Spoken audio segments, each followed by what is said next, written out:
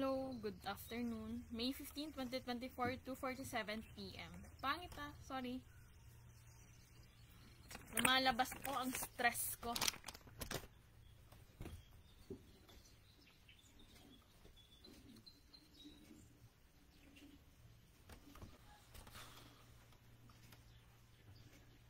Magtatanong lang po ako kay Sir Arnel Ignacio. Hello po, Sir Arnel Ignacio. Andito po ako.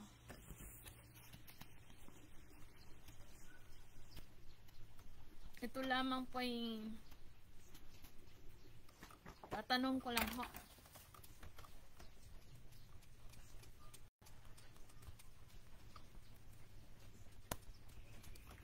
Okay po.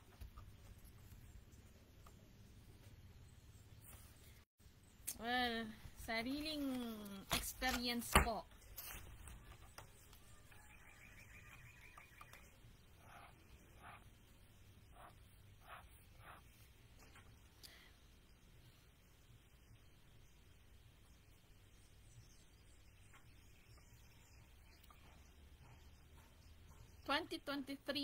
I think January or February, pumunta po ako ng OWA, Coronadal. Andun po yung papers ko. Pinakita ko po sa kanya.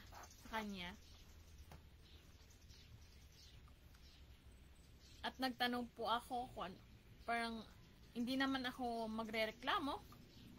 Pero as responsible of OWA, alam nila kung ano ang kailangan ko.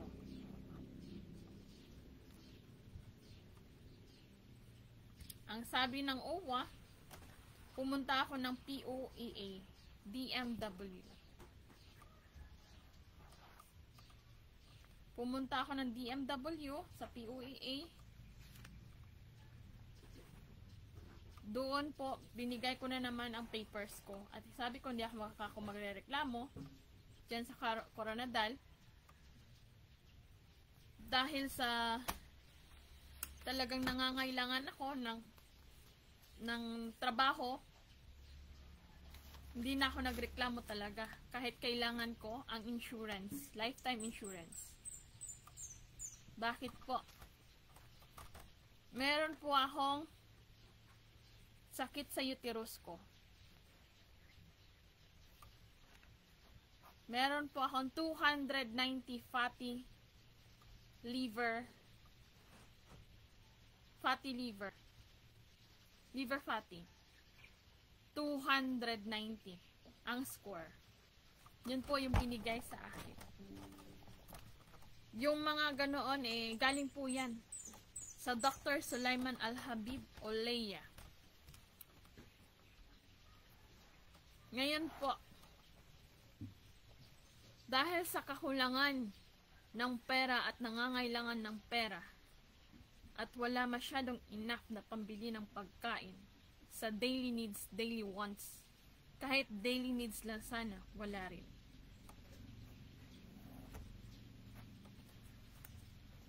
Ngayon, sinabi ko, approachable naman ang agency ng skills. Tapos, Ma,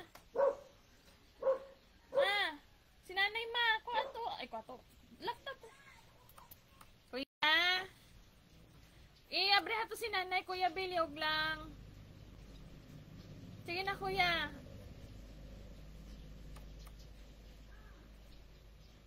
Sige, wala man to susi. Ara na si Kuya.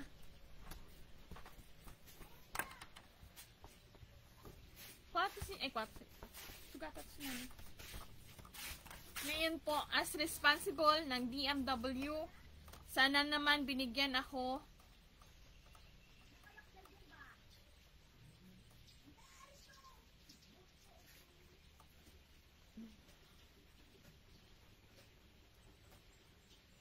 nawala ako.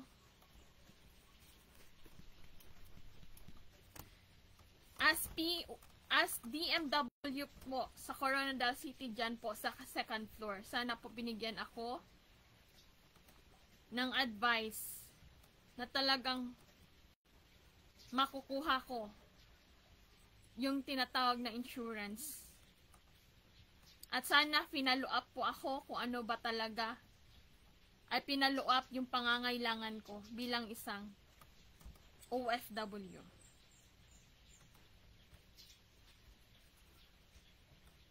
Ngayon po, as OFW, ang sabi ko po sa DMW, hindi na po ako magrereklamo. Hindi naman ako magrereklamo. Pero, nangangailangan po ako ng trabaho. Yung OWA po nag-agree kasi nagtanong po ako sa kanya kung pwede pa ba akong mag-apply sa ibang sa lumabas ng ating bansa. Sabi niya, yes. So lumakas po ang aking loob. It's because I need job. Tulad nyo rin ako na nangangailangan ng trabaho. Sa total.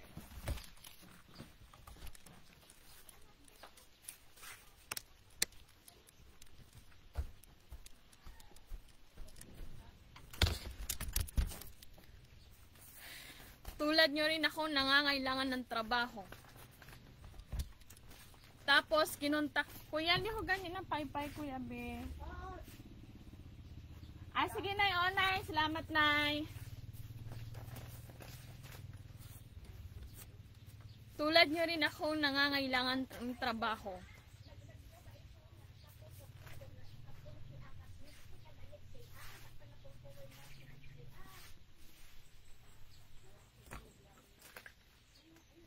Nag-message po, nakausap ko po ang Skills Agency. Ang sabi niya po, sige, magbigay ka ng application. Nag-send po ako ng resume. At ang sabi naman ng agency, mag-send ako ng letter para sa gusto kong mangyari sa aking insurance. At kung ano pang pwedeng makuha. Pero, wala po akong feedback galing po sa kanila. At kahit yung resume ko po na galing sa kanila na sinend ko, wala din po.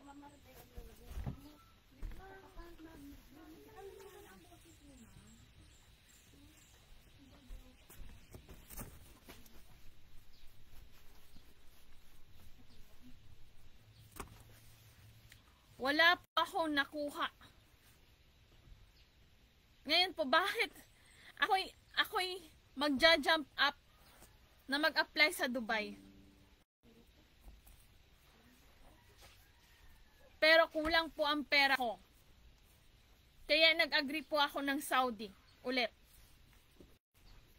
Bakit? It's easy for me to apply and to get another job. Ngayon, ang last sahod ko, December 2022, hindi ko pa po nakuha.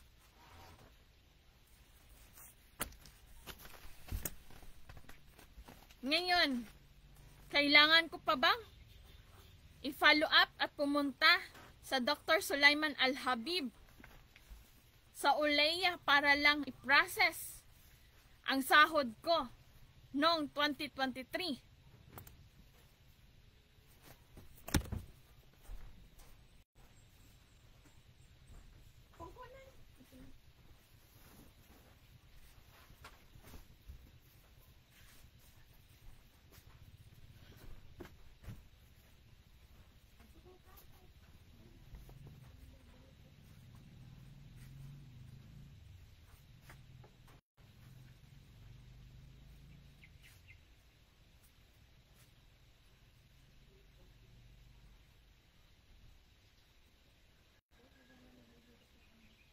Bakal ka na lang sa ano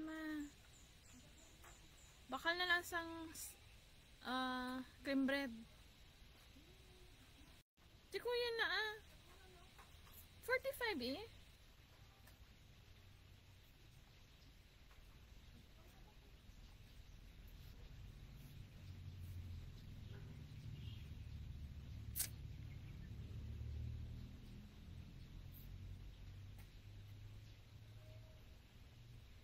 Ngayon po, kailangan kong pumunta sa Dr. Sulaiman Al-Habib Oleya para lamang po dyan sa last sahod ko. 2023 ko ako mismo ang nag-process. It's because walang kakayahan ang special attorney na kinuha ko for letter at hindi nila naibigay yung proper talaga.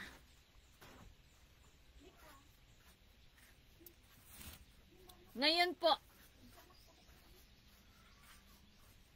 3,500.62 nakuha ko po siya noong July 18, 2023, 15:06:17.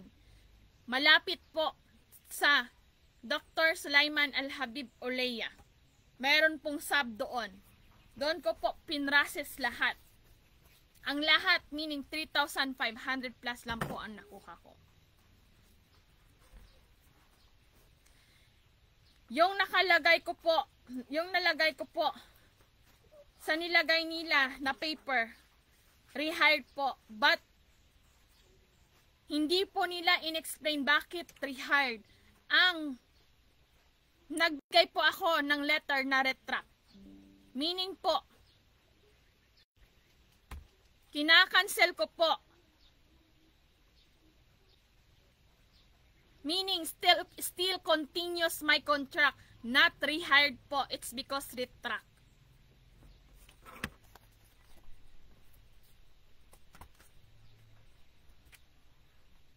Ngayon po, bakit po ganon? Ang skills, ang sabi niya, kung gumawa ka ng letter at isasend natin sa Dr. Sulaiman Al-Habib, na samantalang sa kanila po yan, responsibilidad po yan nila. Hindi ko po responsibilidad na ako mismo ang magsasend or isasend ko sa kanila ang letter. Alam nila kung ano ang pangangailangan at anong reklamo ko. Kasi that time mahinang-mahina pa po ako, but still talagang porsigido po ako magkaroon ng trabaho.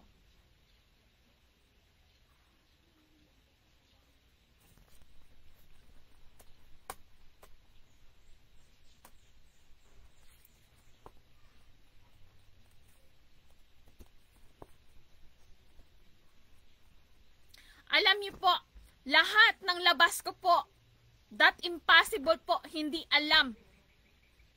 It's because there's OWA. At alam din po kung paano i-explain bilang isang responsibilidad na OWA, responsibilities at ini-inform yan sa agency. That impossible po na hindi nila alam. Ngayon po, may sakit ang kung ganito, itatanong ko po. May namatay ba na pasyente galing sa akin dyan sa Saudi?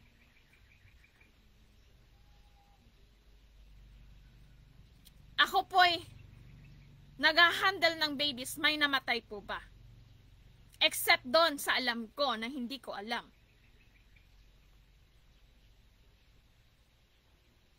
Inassign sa iba. Ngayon, sino po ang matino sa mga ganitong proseso? Hindi po ako nag-apply ng illegal. Lahat po ng proseso sa akin legal. Whatever happens, alam po ng OWA yan. That impossible po na hindi po alam at hindi po ine-inform ang bawat agency na yan.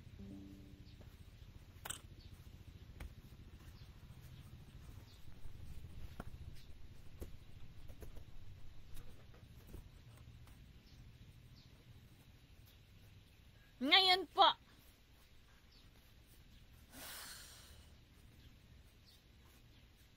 for the second time, for the first time, in-hospital po ako doon sa Dr. Sulaiman Al-Habib, but for the second time, hindi ko nilagay doon na na-hospital ako. At hindi ko po alam kung anong diagnosis ko doon. Bakit ko sasabihin na in-hospital ako? Hindi nyo binigay sa akin yung proper na discharge summary. Paano ko sasabihin yan?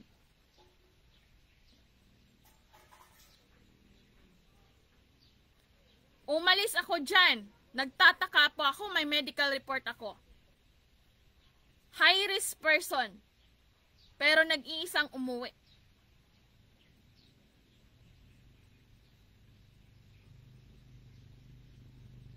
Remember po, nag-chat po ako na kung pwede po sanang mag-apply ulit sa Dr. Sulaiman Al-Habib. Pero ang sabi, hindi na daw. But in my contract, retract, not rehired.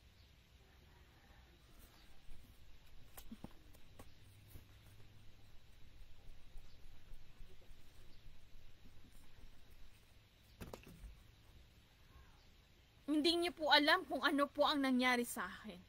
Ginawa po akong baliw na mga pesting yan. Bakit po? Nagugulat ako na yung kuya ko nasa Jansan na dala-dala ang kasama ang ambulance. Anong ginawa ko doon? Sumakay lang ako. Bakit? Baliw na ba ako? Kung baliw po ako, hindi po ako nakarating ng Manila.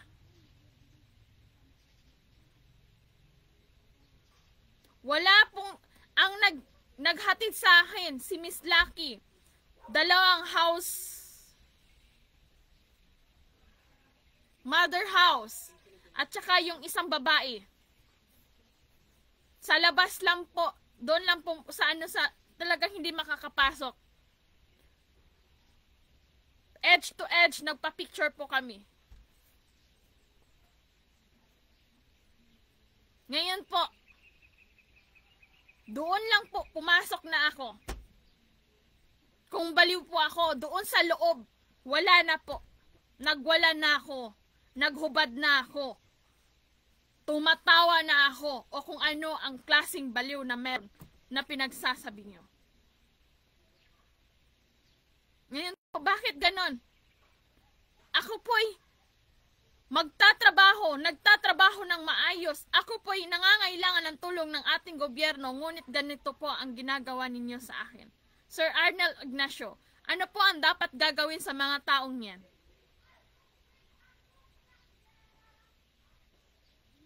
Ang laki po ng responsibilidad nila.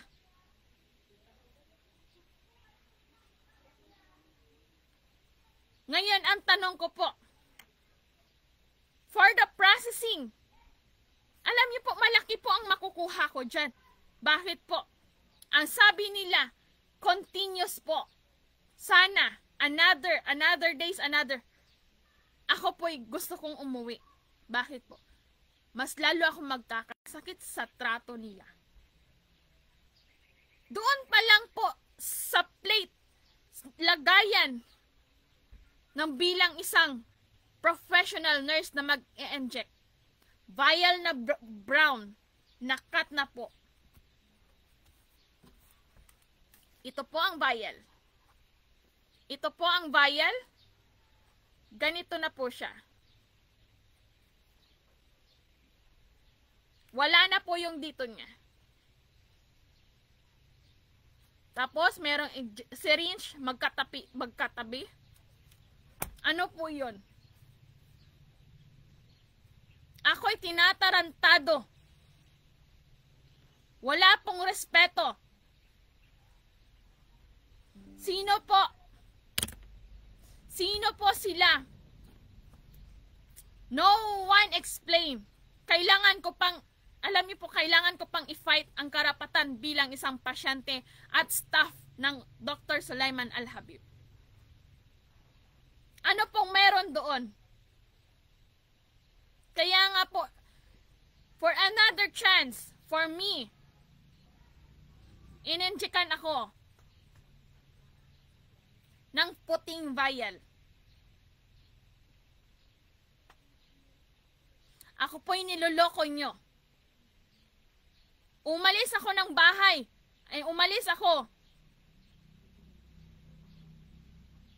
Na-discharge ako sa hospital ng ortho. Kasama ko po.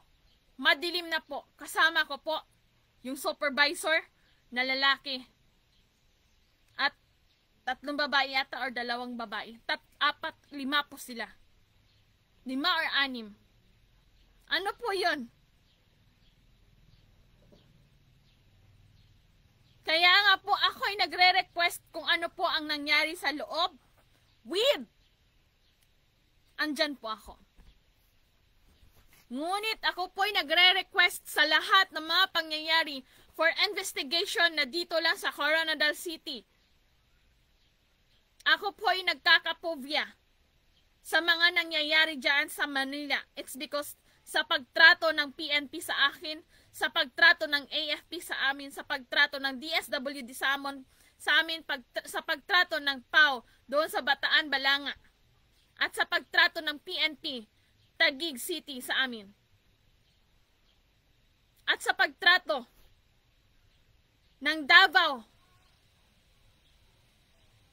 At sa pagtrato ng Transient Mabini sa akin. At sa pagtrato na Iya Jollibee. Sa pagtrato ng mga staff sa NAIA. Ngayon, ano pong gusto niyo mangyari sa akin? Sana naman po pinatay nyo na kami. Pinatay nyo na talaga ako. Dahil ganun po kayo. Ang dudumi nyo po.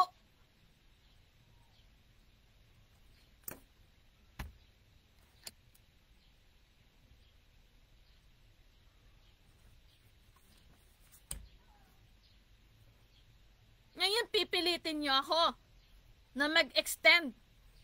For what po? At magkakasakit po ako for another third chance.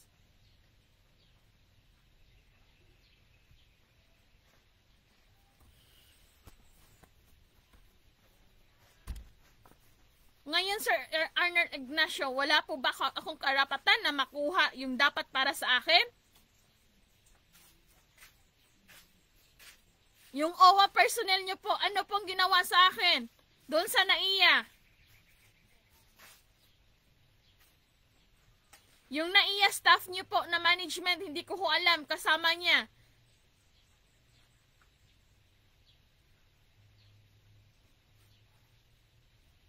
Ganon po ba ang dapat na trato? Ngayon po, kung sa labas po ako nagstay na palakad-lakad, o iiwan yung mga gamit ko, baka naging katulad din ako ng ibang OFW na ginanon lang, binondol lang. Sorry ha.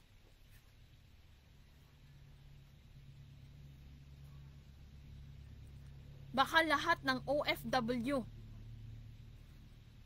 na may problema sa agency, nagbabayad po sila para magkaroon at hindi na magsumbong sa ating gobyerno.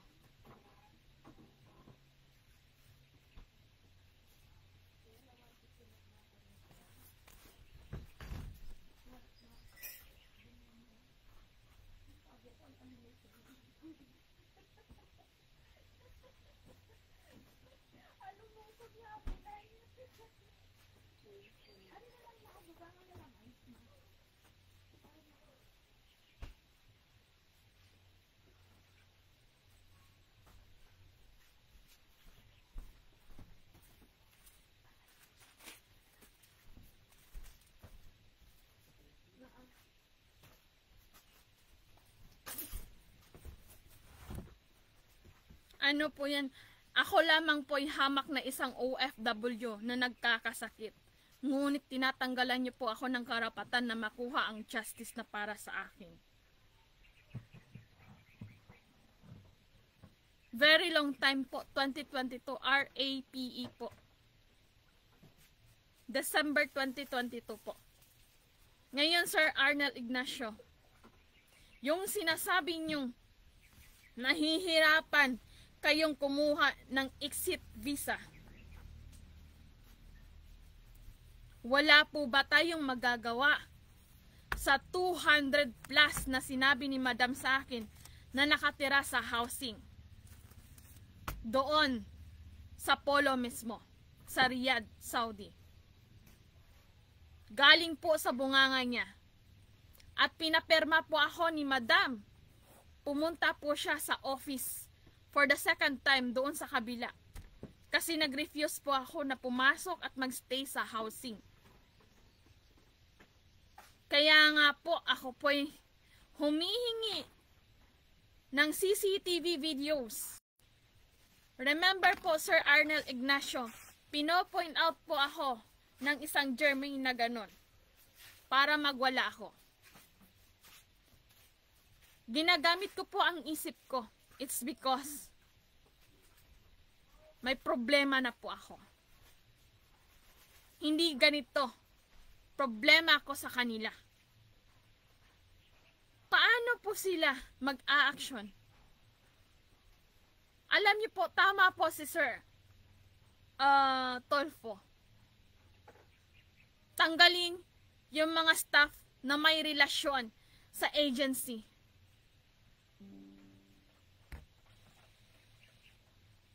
Tingnan niyo po ang ginagawa nila sa akin. Nakauwi ako, nothing, ni piso. Hindi ko na-receive ang pera for the last sahod ko. I have the right. Alam niyo po, pag ikaw po ay tinransfer sa ibang clinic, meaning terminated ka na po sa isang clinic, pinagbili ka po sa ibang clinic, they don't have the right to do that. Now po, may karapatan din po ba silang magpasign ng confidential sa akin? It's void po. No explanation ano po ang nakariten doon.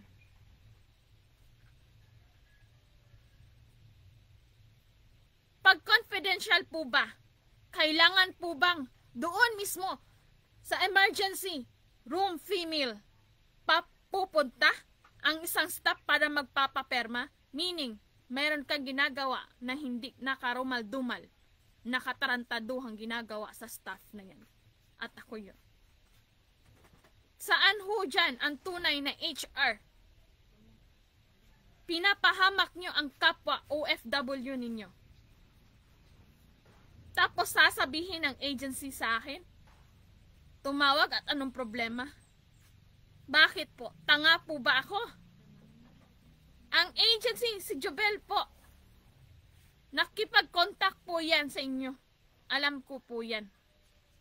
At hindi ko ho alam kung staff ba siya. It's because lagi po siya, sabi nyo eh. Lagi po siya sa agency ninyo. Ngayon po, ano po ang pwede kong ikaso kay Miss Alea? Dahil chinat niya po ako, asan ka na po ma'am? At para maihatid ka ng iyong nanay. Anong meron po doon? At maihatid ka sa iyong nanay. Anong meron doon? At ano po ba ang pwedeng ikakaso sa mga staff na yan? And I hope po, i-close po yun. At matatanggalan po ng lisensya ang agency niyan. At I hope po, babayaran po nila ako. No one repeat mistake po. Ako po ay nasa tabi lamang po. Ngunit ano yung ginagawa niyo sa akin, niloloko niyo po. Yung pagka-greedy ko sa magkaroon ng trabaho ay talagang ginagrab nyo ang opportunity para ipagbili sa ibang mga clinic. Illegal po ako nang pumunta sa Saudi Arabia. Bakit po? Wala po akong visa. Nakapasbay po ako ng Jeddah. Wala po akong visa. Nakapunta po ako ng Saudi Arabia, Riyadh.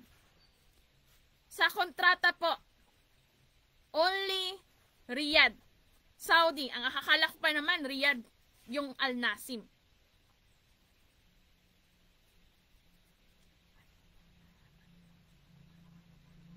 Ako po'y nawawalan ng respeto sa inyo. Nakapunta po ako ng Saudi. Nakapunta po ako ng Manila. Nothing po. Walang action na galing sa inyo. Nakauwi po ako. dito ng Coronadal for the second time. 100 pang pera ko, 100 ang pera ng mama ko. Ganon po ba kayo kaganid? Now, Sir Arnel Ignacio, paano nyo po aaksyonan niyaan? Without proof? Hinahanap niyang proof. Pues, wala po bang proof? Sa Polo Embassy, wala po bang kamera? Kung walang kamera, kung may nangyari na doon na komosyon, anong mangyayari? Babayaran lang nila. At wala na magre-reklamo. Isang chucho lang, 500 real. Dalawang chucho, 1,000 real. Ganon po ba, Sir Arnel Ignacio?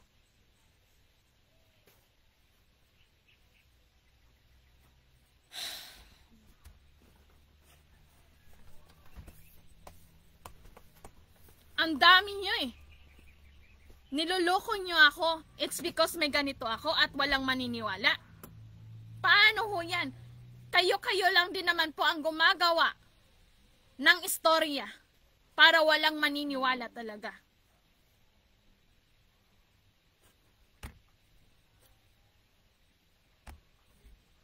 Ako po'y galit din sa inyo eh. Binabaliwala nyo po ako.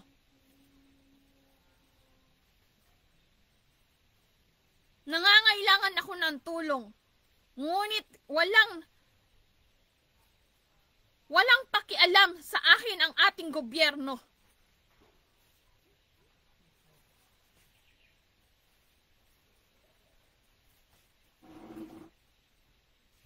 Paano po ako magkakaroon ng trust sa inyo? Ano po yung polo? Agency. Under our government. Government. Embassy, government. Police, government. Polo, government. DSWD, government. Lahat po sila. Nawawalan po ako ng respeto sa inyo. Dapat, sarili ninyong kababayan, dapat irespeto kayo. Dahil sarili ninyong kababayan, alam niya kung ano kahirap ang trabaho bilang isang public servant, at kung ano mang merong responsibilities and duties na meron kayo. Ngunit kayo po ang nagre-refuse noon. Dinidiscriminate niyo po ako. Ganun po ba ang proper na ugali bilang isang public servant dito sa Pilipinas?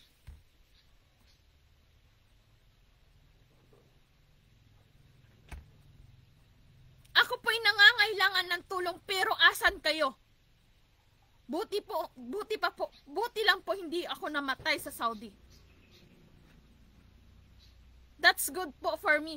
But all the experience, hindi po talagang talaga. Ang babastos po nila.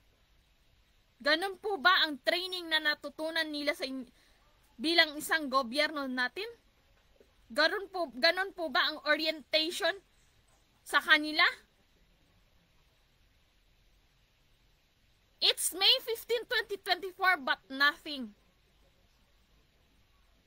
Wala pong progress, wala pong tumatawag sa akin, wala po, ako po'y nangangailangan ng tulong. Alam niyo po, bakit po sila ganon? It's because walang kapera-pera yan. Walang perang ibabayad yan sa attorney.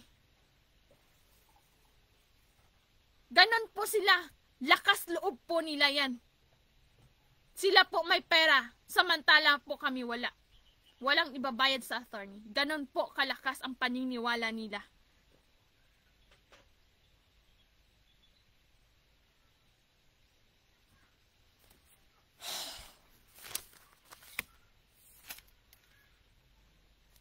Ngayon po, bakit po mahirap kumuha ng exit visa?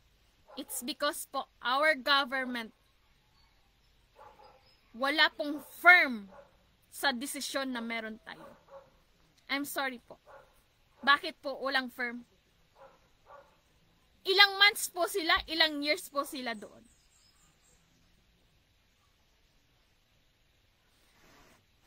For example po, 200 person plus na meron sila doon, according to Madam. Ngayon po, nakastay sila doon. Ilan po ang coming na meron doon? Nagre-report po ba talaga sila? Every annual na meron sila? Kung sino yung mga pwedeng i-deport? Or kung sino yung pwedeng ipauwi dito sa Pilipinas? Every annual po ba ang report? Para malaman ang updated kung magkano, ilan silang lahat-lahat.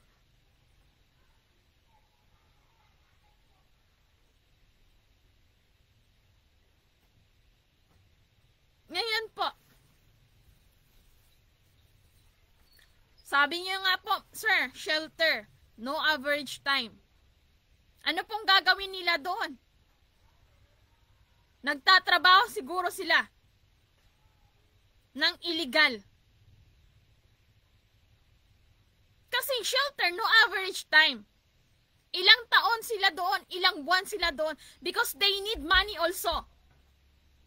Basic needs. According to ma'am, wala silang enough na pera or enough na space for them. For us. So meaning marami po. Hintayin nyo pa bang magkakasakit ang mga Pilipino doon? Hintayin nyo pa bang magtawag niyan? Magkahawa-hawaan ang mga Pilipino doon? Ginagawa nyo pong kawawa ang mga Pilipino doon. Bumalik po sa inyo.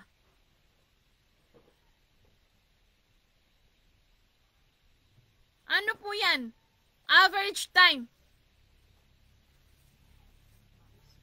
Hindi maibigay because wala po kayong firm sa kanila. Sila po ang nasusunod. It's because they are inside. How about us? How about ours? Law. Constitution law. How you protect them?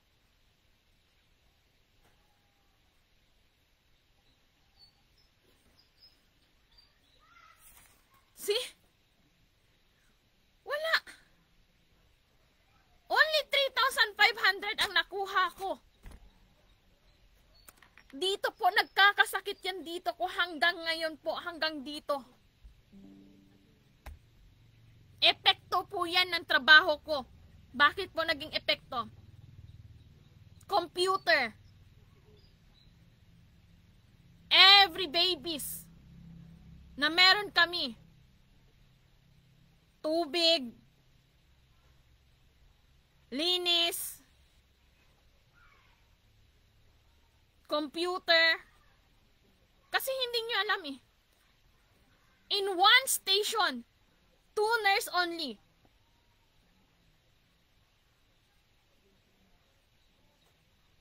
Saan po ang 1:5 dyan?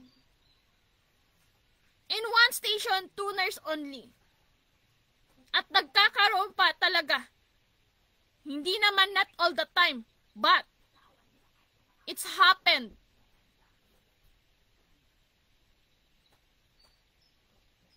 Bakit? Robot po ba ang mga Pilipino dyan? Magkano po ba ang sahod nila sa sahod ko?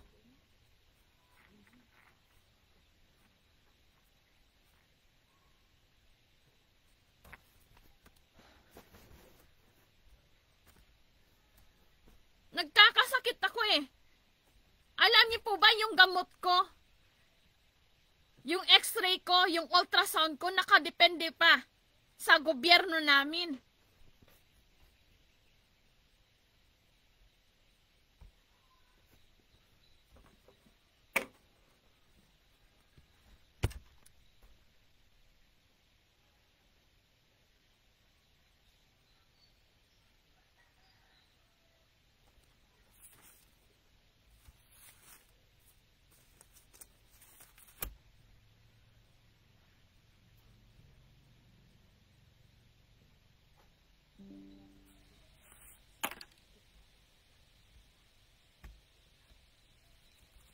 Ganon po ang karakter na meron tayo sa ibang bansa. Alam niyo po, tama po si Sir. OFW nga talaga. Huwag pong magmayabang. Sabi nga eh. Tama po si Sir Juan TV. Pakinggan niyo po. In character po.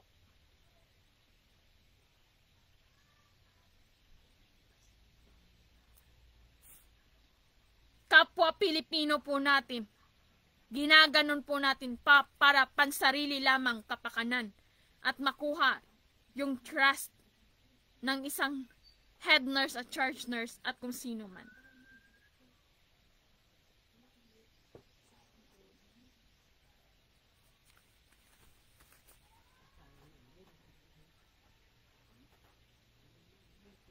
Hindi niyo po maiintindihan kung hindi niyo po ilagay ang inyong sarili sa bawat sitwasyon na meron kami. Ang naiintindihan lamang ay kapwa nila side na ginaganon kami. Anong nangyari doon? Butit lumaban ang isa at nakapagtrabaho ulit. Umiyak po ako. It's because we are the same. Pero dahil sa matalino siya,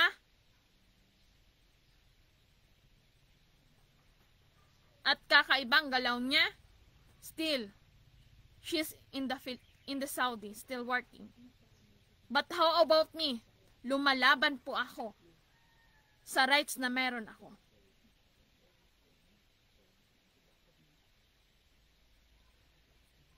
Ang lahat ng privacy ko, it's because privacy. Wala kayong karapatan na ako'y gawin yung sumsuman at pagtawanan ng isang grupo. Ganon po ang ugali nyo. Nasaan po ang privacy dyan? Ma'am Analo, Ma'am Ruan,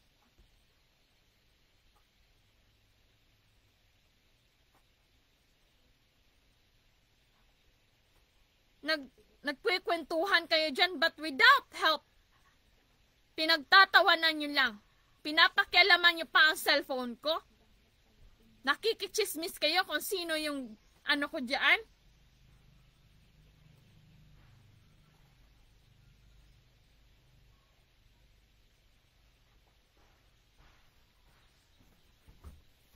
Mga chismosa. Walang alam kundi magchismis. Management of Olea, ganun po. Yung sinasahuran nyo ng malaki, ganun po ang attitude nila.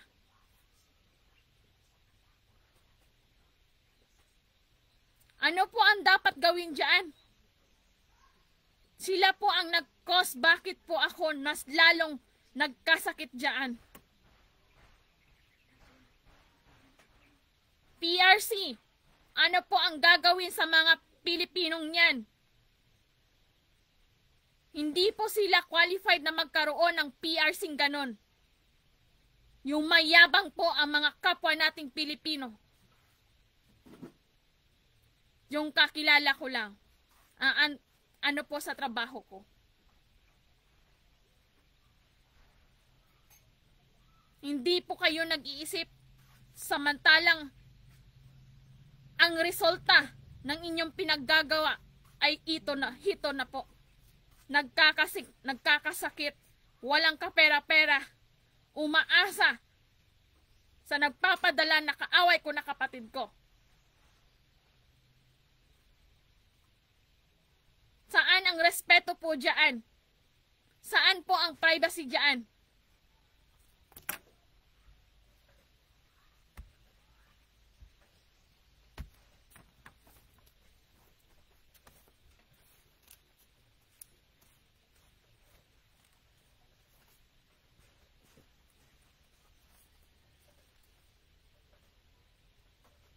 RAPE po, congratulations po. Dahil yan po ang nangyari sa akin. At ginawa po akong sumsuman kung sino po yung mga Sauding yun. For the pleasure po.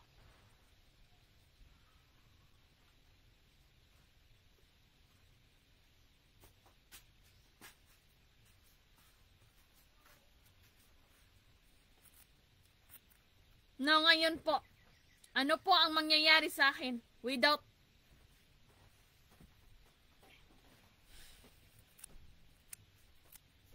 proof po?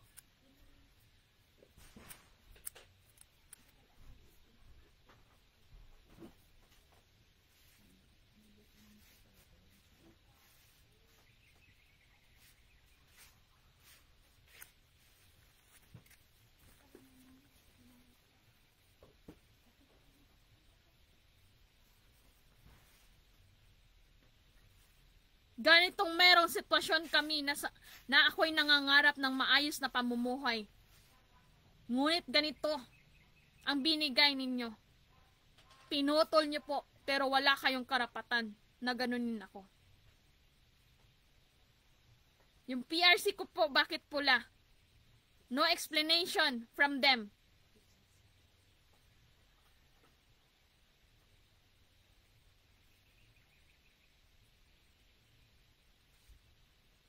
At bakit po ako magti-training? Nagtatrabaho po ako sa nursery.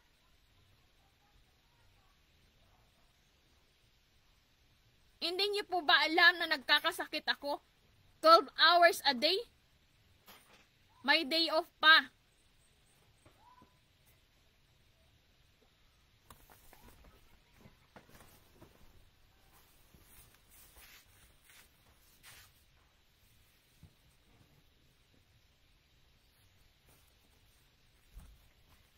Sasabihin ng staff niyo, Sir Arnel Ignacio sa Manila na iya, OWA, papupuntahin po ako sa hotel. Bakit may hotel po ba kayo?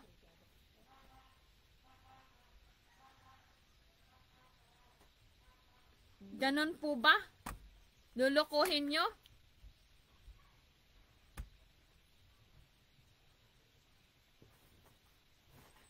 Ganon po ba ang tamang trato bilang isang OFW nagkakasakit, Sir Arnel Ignacio?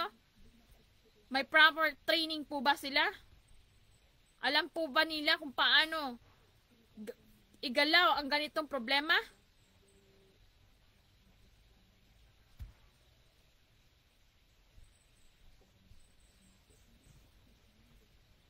Ngayon po, tingnan nyo, hindi ako lumalapit sa OWA. DMW. Kahit pulis, kahit barangay, hindi nga ako lumalapit.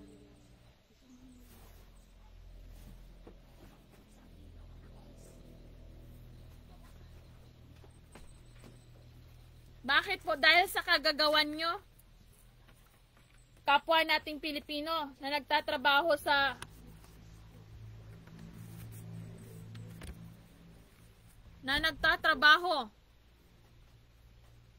ating gobyerno.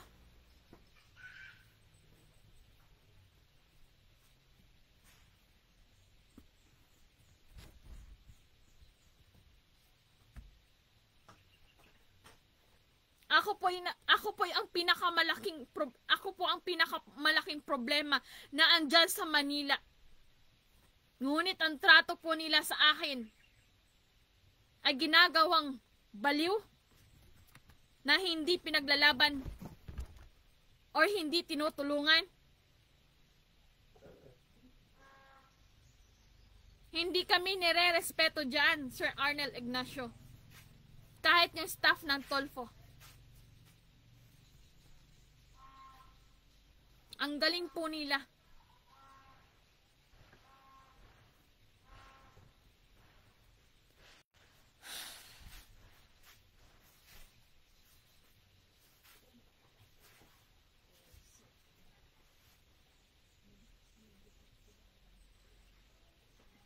Ngayon po, ano pong gagawin ko?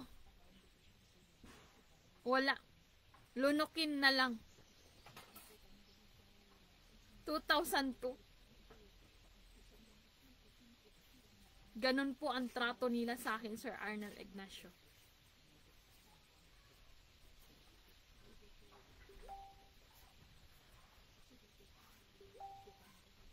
Hindi ko alam anong klaseng merong gobyerno tayo. Salamat po sa lahat-lahat. I hope po makapag-isip-isip po sila. Dahil ang tanong ko po ay talaga bang kaya nilang protektahan ang mga nangangailangan, especially domestic helper at OFW. Ngayon po, this is the sample how you deal this problem, all my problem. Maybe soon, to the future, hindi natin alam kung paano. At paano nyo i-handle. It's because binabaliwala lang kung anong merong problema ako. Salamat po sa lahat-lahat. Nagdadamdam po ako. Umuwi po kami 100 yung pera ko. Kaya yung mga pulis na yan, nadidisiplina by act. Kung ano man po yung nangyayari sa kanila, it's not my fault. It's for them. Para sa kanila yan at kasalanan nila. Their fault po. Maraming salamat po. Sinabi ko sa sarili ko pala, bago kami lumabas ng AFP, Quezon City, kayo na po ang magdidisiplina sa kanila. Dahil masama ang loob ko. Salamat po.